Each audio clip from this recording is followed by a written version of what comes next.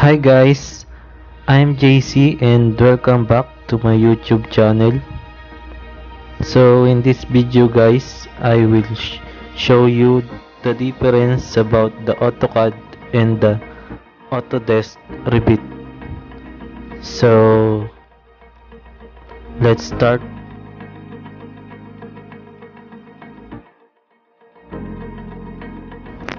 First is the AutoCAD, Computer Aided Design, or CAD.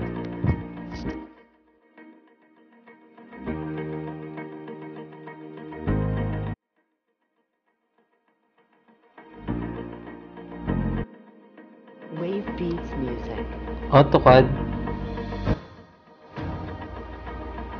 is a computer aided design, or CAD, program used for 2D and 3D design and drafting. AutoCAD is developed and marketed by Autodesk Incorporation and was one of the first CAD programs that could be executed on personal computers.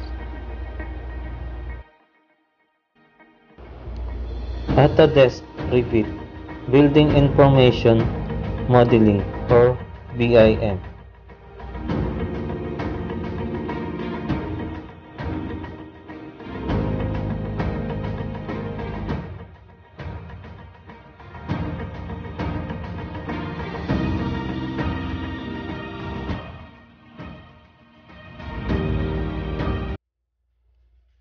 Autodesk Revit is a building information modeling, or BIM, software for architects, landscape architects, structural engineers, mechanical, electrical, and plumbing engineers, designers, and contractors. The original software was developed by Charles River Software, founded in 1997, renamed Revit Technology Corporation in 2000, and acquired by Autodesk in 2002.